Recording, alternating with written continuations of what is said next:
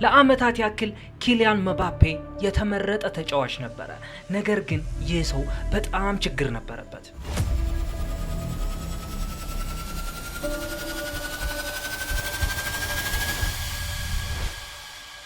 አያችሁ በ19 ዓመቱ የዓለም ዋንጫ አሸናፊ በምድር ላይ ፈጣኑ ተጫዋችና የክርስቲያኖ ሮናልዶ ወራሽ ተብሎ የሚታሰብ ሰው ነበር።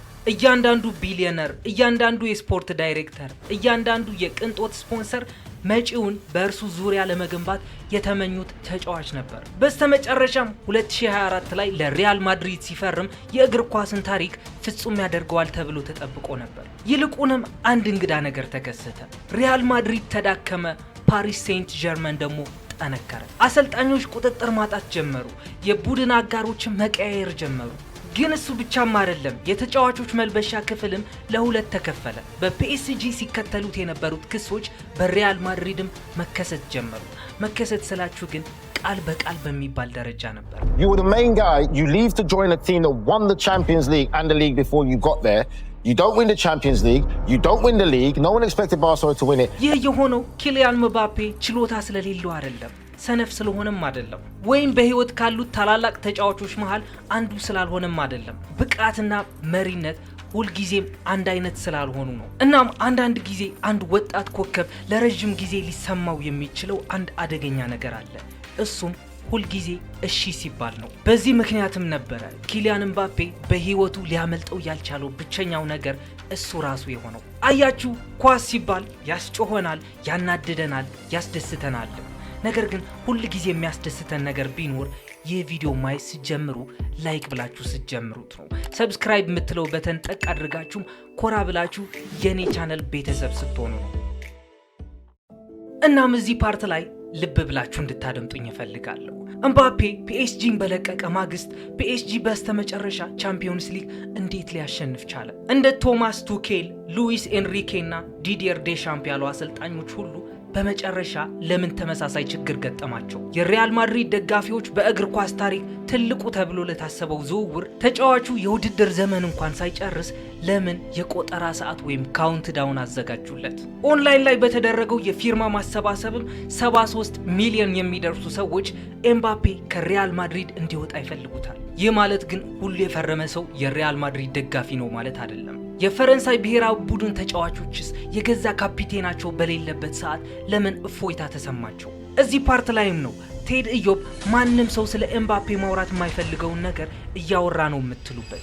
ምክንያቱም እንዴት መሰላችሁ? ኤምባፔ ከእብሪቱ ከውጥረቱና ከፖለቲካው በፊት ያ ሰው የቦንዲ ልጅ ነበረ። ቦንዲ ከፓሪስ በስተሰሜን ምስራቅ የሚገኝ እግር ኳስ እንደ መዝናኛ ሳይሆን እንደ ሰርቫይቫል ዘዴ የሚታይበት የከተማ ዳርቻ ነው። ኪሊያን ምባፔም ታህሳስ 20 ቀን በ1998 ፓሪስ ተወልዶ ቦንዲ ያደገው። አባቱ ዊልፍሬድ ምባፔ የእግር ኳስ አሰልጣኝ ነበር። እናቱ ፋይዛ ላማሪ ፕሮፌሽናል የቮሊቦል ተጫዋች ነበረች። በዚያ ቤት ውስጥ በስፖርት ጎልቶ መታየት የሚበረታታ ነገር ብቻ አልነበረም፣ ግዴታም ጭምር ነበር። ምባፔ ገና ልጅ እያለ የሀገር ውስጥ አሰልጣኞች እሱን የሚገልጹበት መንገድ የተለየ ነበር። በጣም ፈጣን፣ በጣም ጥይት የሆነ ልጅ፣ በዛ ላይም በራሱ በጣም የሚተማመን። የእድሜው እኩዮች ሊቀርቡት አይችሉም፣ ተከላካዮች ይፈሩታል። አዋቂዎች የእርሱን ልምምድ ለማየት ብቻ መምጣት ጀመሩ። በፈረንሳዩ ታዋቂ የእግር ኳስ አካዳሚ ክሌሬ ፎንቴን ምባፔ ወዲያውኑ ድንቅ ተጫዋች ሆነ። አሰልጣኞች የሱን ፍጥነት ከቲየሪ ኦንሪ ጋር አነጻጸሩት። ሌሎች ደግሞ የሮናልዶ ናዛሪዮን አሻራ አዩበት። ምባፔ ግን ስለ አንዱ ተጫዋች ብቻ ነበር የሚጨነቀው፣ ስለ ክርስቲያኖ ሮናልዶ። የመኝታ ቤቱ ግድግዳዎች በክርስቲያኖ ሮናልዶ ፖስተሮች ነበር የተሞሉት። በአስራዎቹ ዕድሜ ላይ ያለ የሪያል ማድሪድ የልምምድ ሜዳ ጋር ሄዶ እዛ ከክርስቲያኖ ሮናልዶ ጋር ፎቶ ተነስቶ ነበር። ያ ምስል ደግሞ ከጊዜ በኋላ ትንቢታዊ ሆኖ ተገኘ። ምክንያቱም ገና ከመጀመሪያው ጀምሮ ምባፔ ታላቅነት ብቻ አልነበረም የፈለገው። እርሱ የፈለገው እንደ ተረት የሚነገር ዝናን ነበር።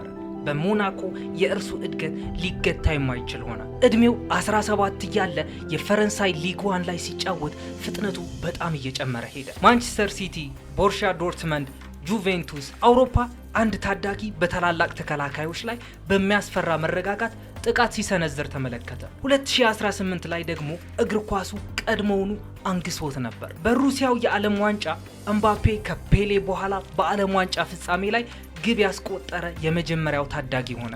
ፈረንሳይ አሸነፈች፣ በደስታም ፈነዳ። ስፖንሰሮች መጡ፣ የቅንጦት ብራንዶችም መጡ፣ የመጽሔት የፊት ገጾችም በእርሱ ተሞሉ። እና ታዲያ እዚህ ጋር ነው በዝምታ ታሪኩ መቀየር የሚጀምረው። ምክንያቱም አንድ ተጫዋች 20 ዓመቱ እንኳን ሳይሞላው በዓለም አቀፍ ደረጃ የማይነካ ሲሆን በዙሪያው ያሉት ሰዎችም እንደ እግር ኳስ ተጫዋች አድርገው ሳይሆን እንደ ኤምፓየር አድርገው ይመለከቱታል። ግን እዚህ ጋር ደግሞ የሆነ ነገር ልንገራችሁ። እምባፔ በ19 ዓመቱ የተለካና የተሰላ ዝና አልነበረው። ኦፍኮርስ ደስተኛ ነበር፣ አደገኛ ነበር፣ ነፃነትም ነበረው።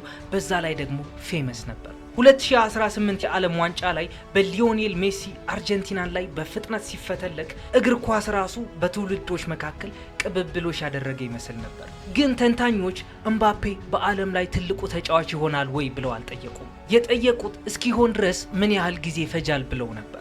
ፈረንሳይ ደግሞ እንደ ተጫዋች ብቻ ሳይሆን እንደ ተስፋ ጭምር አየችው። እንዲህ አይነት አድናቆት ደግሞ ሰዎችን ይለውጣል። በተለይ ደግሞ ዝና ከብስለት በፊት ሲመጣ 2018 ላይ ደግሞ ቶማስ ቱኬል ፒኤስጂን ለማሰልጠን መጣ። በታክቲክ ላይ አጥባቂ፣ በስሜታዊነት ደግሞ ጠንካራ ሰው ነው። ከጀርመን የእግር ኳስ ትምህርት ቤት የተገኘ መዋቅርን፣ ስነ ስርዓትንና የጋራ ኃላፊነትን የሚያስቀድም አሰልጣኝ። ይህ ደግሞ ወዲያውኑ ችግር ፈጠረ። ምክንያቱም ፒኤስጂ በወቅቱ የተገነባው እንደ እግር ኳስ ቡድን አልነበረም፣ እንደ አንድ የቅንጦት ብራንድ ወይም ለግዠሪ ብራንድ እንጂ። ኦፍኮርስ ፒኤስጂን ኦን የምታደርጋት ኳታር ነች። ስለዚህ የኳታር ባለቤቶች የሚፈልጉት ደግሞ ዋንጫ ብቻ አልነበረም። የሚፈልጉት እነዛ አይኮንስ ተብለው የሚጠሩ ተምሳሌቶች ነበር። ዓለም አቀፍ ዝነኞች፣ በሁለት እግራቸው የሚራመዱ የማስታወቂያ ዘመቻዎች። እስከ 2018 ድረስም ፒኤስጂ በሁለት ፀሐዮች ዙሪያ ይሽከረከር ነበር። አንዱ ኔይማር ነው፣ አንዱ ኬሊያን እምባፔ ነው። መጀመሪያ ላይ ቱኬል በዘመናዊ የኮከብ ተጫዋቾች ዓለም ውስጥ የማይዘወተር ነገር ለማድረግ ሞከረ፣ ሁሉንም ተጫዋቾች በእኩልነት ለማሰልጠን። ጥቅምት 2018 ከኦሎምፒክ ዴ ማርሴል ጋር ከሚደረግ ትልቅ ጨዋታ በፊት እምባፔ በቡድን ስብሰባ ላይ ዘግይቶ ተገኘ። ቱኬልም ቀለል አድርጎ ከጀማሪ አሰላለፍ ውጭ ያደረገው። ይህ ደግሞ ቀላል ነው፣ የተለመደም ነው፣ ሙያዊም ነው። ምክንያቱም የሚታየው ነገር አንድ አሰልጣኝ መርሆቹን ሲያስከብር ነው። ነገር ግን በፒኤስጂ ውስጥ የተሰጠው ምላሽ በጭራሽ የተለመደ አልነበረም። የእምባፔ የቅርብ ሰዎች ክፉኛ ተቆጡ ተባለ። ይህንን በጥንቃቄ ያስቡት። አንድ የ19 ዓመት ልጅ ገና በለጋነቱ ስነ ስርዓት ማስከበር አወዛጋቢ እስከሚሆን ድረስ በከፍተኛ ተጽዕኖ ተከቧል። ይህ ደግሞ የመጀመሪያው የማስጠንቀቂያ ምልክት ነበር። ከዚያም ታህሳስ 2019 መጣ። ፒኤስጂ ከናንትስ ጋር በሚያደርገው ጨዋታ እምባፔ ጎል ያስቆጥራል። ፒኤስጂም በምቾት እየመራ ነው። ነገር ግን ቱኬል በ78ኛው ደቂቃ እምባፔን ይቀይረዋል። እምባፔም በንዴት እየተንገበገበ ሜዳውን ለቆ ይወጣል። ፈገግታ የለም፣ ማጨብጨብ የለም፣ ምንም ነገር የለም። ከ3 ቀናት በኋላም በሞንትፔሊየር ላይ ነገሩ የባሰ ሆነ። ቱኬል በጨዋታው መገባደጃ ላይ አሁንም እምባፔን ቀየረው። በዚህ ጊዜ እምባፔ የአሰልጣኙን እጅ ለመጨበጥ ፈቃደኛ አልሆነም። አይኑን እንኳን ለማየት አልፈለግም። ቱኬል በተረጋጋ መንፈስ ሊያናግረው ይሞክራል። ካሜራዎች ከእያንዳንዱ አቅጣጫ በሚቀርጹበት ወቅት እምባፔ ግን ፊቱን አዙሮ ያይ ነበር። በድንገት ደግሞ የእግር ኳስ ዓለም ይህን ክስተት ተመለከተ። አንድ በዕድሜ ጠና ያለ አሰልጣኝ የታክቲክ ውሳኔን ለማስረዳት ሲሞክር የ20 ዓመት ወጣት ኮከብ በቀጥታ የቴሌቪዥን ስርጭት ላይ በአደባባይ ችላ ሲለው፣ እናም በሆነ ምክንያት አሰልጣኙ ክፉ ተደርጎ ተሳለ። ከዚያም ቱኬል ፈጽሞ ሊያመልጠው የማይችለው ቅጽበት መጣ። የካቲት 1 ቀን 2020 እንደገና ፒኤስጂ ከሞንትፔሊየር ጋር 5-0 ጨዋታው ተጠናቋል።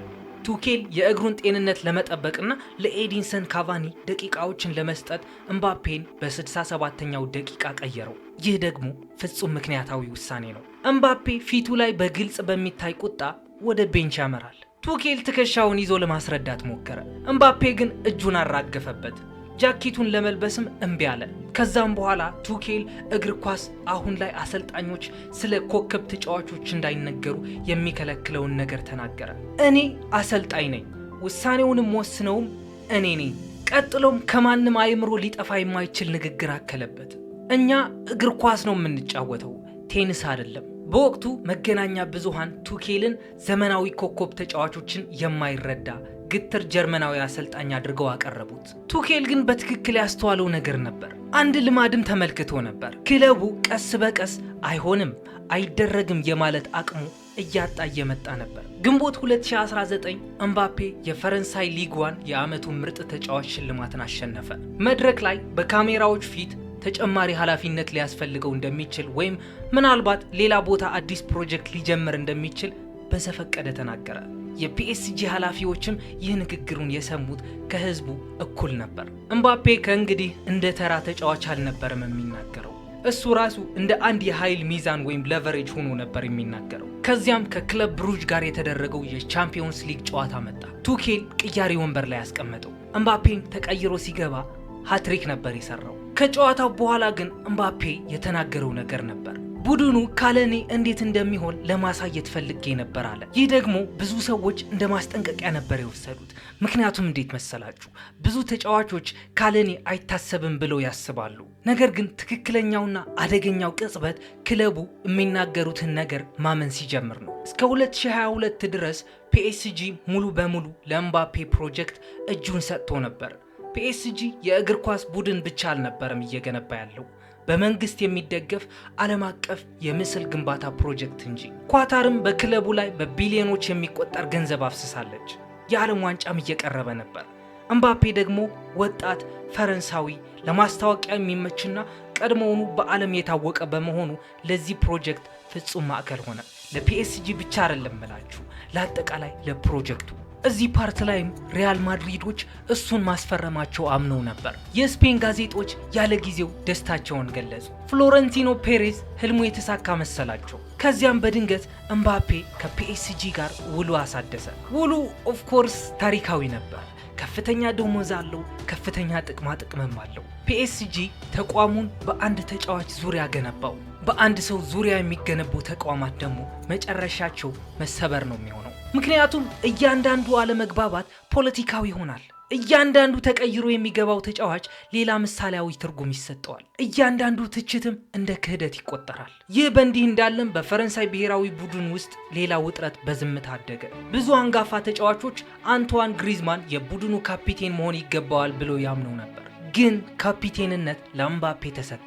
እናም እዚህ ጋር ቅደም ተከተሉ ለወደፊቱ ኮከብ ሲባል ተጣመመ። እንደገና ኢኮሲስተሙ ዘመመ። እንደገና ልማዱ ስር ሰደደ። እስከ 2022 ድረስ በአንድ ወቅት የፒኤስጂ የማይካድ ንጉስ የነበረው ኔይማር እንኳን የሚዛኑን መለወጥ ማስተዋል ጀመረ። ፍጹም ቅጣት ምት ለመምታት በአደባባይ ክርክሮች ተፈጠሩ። በሜዳ ላይ የማይመቹ የሰውነት እንቅስቃሴዎች ታዩ። የፈረንሳይ መገናኛ ብዙሃንም ኤምባፔን የወደፊት ተስፋ፣ ኔይማር ደግሞ እንደ አንድ ውድ የሆነ ጣጣ አድርገው መሳላቸውን ቀጠሉ። በፒኤስጂ ውስጥ ትችቶችን ማለስለስ ይቻል ነበር። በሪያል ማድሪድ ግን ትችት የሚታይበት አንግል አለው። ከዚያም በመጨረሻ 2024 ላይ ኤምባፔ ሪያል ማድሪድን ተቀላቀለ። ይህ ዝውውር ደግሞ የህልሙ ዝውውር ነበር። የዲ ስቲፋኖ ክለብ፣ የዚዳን፣ የክርስቲያኖ ሮናልዶ የቻምፒዮንስ ሊግ ንጉሶች። ነገር ግን ሪያል ማድሪድ ከፒኤስጂ ቡድን በጣም የተለየ ነው። ፒኤስጂ ውስጥ ተጫዋቾች ከቡድኑ በላይ የገዘፉ ይመስላቸዋል። በማድሪድ ግን ተቋሙ ኮከቦቹን በህይወት እያሉ ይውጣቸዋል። ይህን ነገር አታምኑኝም? እነ ካካ፣ እነ ኤደን ሃዛርድ እና እነ ዴቪድ ቤካምን እንጠይቃቸው። በአጭሩ በማድሪድ ውስጥ ወዲያውኑ ካላሸነፍ ዋጋ የለህም። ግን አጋጣሚው ደግሞ ከምንም በላይ እንግዳ ነበር። ምክንያቱም ኤምባፔ ወደ ሪያል ማድሪድ ከመድረሱ ከ2 ቀናት በፊት ሪያል ማድሪድ የቻምፒዮንስ ሊግ ዋንጫ አሸንፎ ነበር። ይህ ማለት ደግሞ ካለ ኤምባፔ ሪያል ማድሪድ ጥሩ ቡድን ነበር። በማንቸስተር ሲቲ እና በባየር ሙኒክ ላይ የተመዘገቡት አስገራሚ ድሎች የተገነቡት በከፍተኛ ጥረት፣ በመስዋዕትነትና በቡድን መዋቅር ነበር። ከዚያም ኤምባፔ መጣ። ያ መዋቅርም መፈራረስ ጀመረ። የታክቲክ ችግሩ ወዲያውን ነበር የታየው። ኤምባፔ የተለመደው የፊት መስመር ተሰላፊ ወይም ቁጥር 9 አይደለም።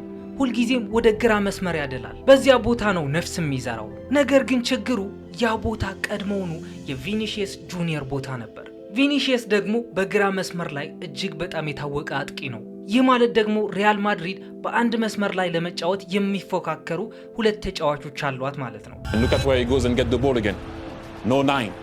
Look at where he stays once again. You already have 1, 2, 3, 4 players. You don't need to go there. Stay in the middle.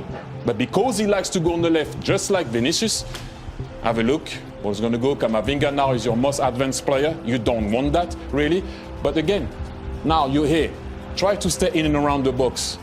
Let them cook. try to stay there. He likes to stay under. Stay with him. Ball is going to go on the side now. Make a run. Tap in. የመናበብ ብቃቱ በጭራሽ ሊስተካከል አልቻለም። የቅብብሎሽ መረጃዎቹም እጅግ እንግዳ ነበሩ። አነስተኛ ቅንጅት፣ አነስተኛ ስሜታዊ ትስስር፣ ጥላቻ አይደለም የግል ከዛ ይከፋ ነበር። ኮኔክት ለማድረግ ወይም ግንኙነት ማጣት ነበር። ይህ በእንዲህ እንዳለም ጁድ ቤሊንግሃም የመስዋዕትነት በግ ሆነ። እንደ ቀደመው የውድድር ዘመን በነፃነት ወደ ተቃራኒ ቡድን ቦክስ ውስጥ ከመግባት ይልቅ ክፍት ቦታዎችን መሸፈን ጀመረ። ወደ ኋላ መመለስ፣ ወደ መስመር መውጣት፣ የመዋቅር ክፍተቶችን መጠገን። ከዚያም ሌላ አውዳሚ የሚባል ክስተት ተፈጠረ። ቶኒ ክሮስ ጫማውን ሰቀለ። በድንገት ማድሪድ ትርምሱን የሚቆጣጠረው አይምሮ አጣ። ክሮስ ለታይታ የሚጫወት አልነበረም። እርሱ የቡድኑ ሚዛን ነበር። ፍጥነት፣ ወጥ ስሜት፣ ቁጥጥር። ያለ እርሱ የማድሪድ ተቃራኒ ቡድንን የመጫን ወይም ፕሬሲንግ መዋቅር በከፍተኛ ሁኔታ ተዳከመ። የኤምባፔ የመከላከል ተሳትፎ ማነሱ ደግሞ ችግሩን ይበልጥ አባባሰው። የመጀመሪያው መስመር ላይ ተጭኖ ካልተጫወተ ሁለተኛው መስመር ይፈራረሳል። ሁለተኛው መስመር ሲፈራርስ ደግሞ የመሃል ሜዳው ለጥቃት ይጋለጣል። በድንገትም የተቃራኒ ቡድን ተጫዋቾች በመሃል ሰንጥቀው ማለፍ ይጀምራሉ። በአጠቃላይ የቻምፒዮንስ ሊግ ምሽቶች ምቾትም አይሰጡ ሆኑ። በመቀጠልም የስሜት ስንጥቆች መታየት ጀመሩ። ቪኒሺየስ ጁኒየር ለማድሪድ ስሜታዊ መሪ ለመሆን ብዙ ዓመታቶችን ለፍቷል ስላችሁ ዘረኝነትን እየታገለ ነበር። ከቡድኑ ጋር ጠንካራ መግባባትን በመገንባትም ጭምር። ከዚያም በድንገት የዓለም ትኩረት አቅጣጫውን ቀየረ። ኤምባፔ የፕሮጀክቱ ዋነኛ ገጽታ ሆኖ መጣ።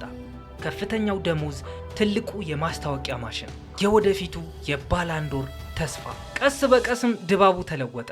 ተንታኞች ቡድኑ በውጥረት ውስጥ እንዳለ መግለጽ ጀመሩ። ግንኙነት የሌለው እርስ በርስ የሚፎካከሩ እብሪቶች ወይም ኢጎስ የሰውነት እንቅስቃሴያቸው እንኳን ሳይቀር የዜና ርዕስት መሆን ጀመሩ። ቅጣት ምቶችን ማን ይመታል? በክበብ ስብሰባዎች ላይ ማን ይመራል? ማዕከላዊ ቦታዎችን ማን ይይዛል? መዋቅሩ ጥበቃ የሚያደርገው ለማን ነው? እንደ ሪያል ማድሪድ ባሉ ክለቦች ደግሞ እነዚህ ነገሮች ትልቅ ትርጉም ይሰጣቸዋል። ምክንያቱም የታላላቅ ተጫዋቾች መልበሻ ክፍሎች በማይታይ የስልጣን ተዋረድ ላይ ነው የሚሰሩት። አንዴ ያ ተዋረድ ግልጽ ካልሆነ ደግሞ ግጭት በየቦታው ይነሳል። ከዚያም ዓለም አቀፍ ውዝግቦች ተከተሉ። የስቶክሆልም ጉዞ፣ የምሽት ክለብ ዜናዎች፣ በኋላ ላይ ያለምንም ክስ የተዘጋው ምርመራ። በህግ ረገድ ኤምባፔ ንጹህ ሆኖ ወጥቷል። በዝና በኩል ግን ጉዳቱ በአውሮፓ ሁሉ ተናፈሰ። ምናልባትም ከሁሉ በላይ ደግሞ በፈረንሳይ ብሔራዊ ቡድን ውስጥ። በብሔራዊ ቡድን እርሱ ባለመኖሩ አንዳንድ ተጫዋቾች እፎይታ እንደተሰማቸው የሚጠቁሙ ዘገባዎች ወጡ። እንዲህ የተባለው 2018 ላይ ቢሆን ጉዳዩ ምን ያክል ታማኝነት እንደማይኖረው አስቡት። የፈረንሳይ ውድ ልጅ፣ የዓለም ዋንጫ ጀግና፣ ካፒቴኑ። አሁን ግን እርሱ በሌለበት ወቅት ድባቡ የቀለለ እንደሚሆን በእግር ኳስ ዓለም ውስጥ የሚሰሙ የሹክሹክታ ወሬዎች አሉ። ይህ ደግሞ ስለ ችሎታ አይደለም፣ ስለ ኢሞሽናል ግራቪቲ ወይም ስለ ስሜታዊ ስበት ነው። እስከ 2025 መጀመሪያ ድረስ አንድ እንግዳ ነገር ተከሰተ። የእግር ኳስ ዓለም የቶማስ ቱኬልን ሐሳብ መለስ ብሎ መመርመር ጀመረ። ምክንያቱም በድንገት እያንዳንዱ አሰልጣኝ ተመሳሳይ ችግር የሚያጋጥመው መሰለ። ቱኬል፣ ሉዊስ ኤንሪኬ፣ ዴሻምፕ፣ አንቸሎቲ፣ ሻቢ አሎንሶ፣ የተለያዩ ሀገራት፣ የተለያዩ የጨዋታ ስልቶች፣ ግን ያው ተደጋጋሚ ውጥረት። እናም በድንገት ቱኬል 2020 ላይ የተናገረው ነገር መልሰው ማምጣት ጀመሩ። እኛ እግር ኳስ ነው የምንጫወተው፣ ቴኒስ አይደለም። በወቅቱ ሰዎች ተሳልቀውበት ነበር። አሁን ግን ንግግሩ ከትችት ይልቅ እንደ ማስጠንቀቂያ ሆኖ መሰማት ጀመረ። ምክንያቱም ቱኬል ኤምባፔ ብቃት የለውም ብሎ አያውቅም፣ ክፉ ነው ብሎም አያውቅም። እውነተኛ ፍራቻው ከዚህ የቀለለ ነበር። እርሱ የፈራው በኤምባፔ ዙሪያ ያለው ስነ ምህዳር በመጨረሻ እርሱን በሐቀኝነት ለመጋፈጥ በጣም ይፈራል የሚል ነበር። አንዴ ያ ከሆነ ደግሞ አንድ ተጫዋች ማደግ ያቆማል። ክርስቲያኖ ፈርጉሰን ነበረው፣ ጆርዳን ፊል ጃክሰን ነበረው፣ ኮቤ ትችት ነበረው። ግን የሚያሳዝነው ነገር ምን እንደሆነ ታውቃላችሁ?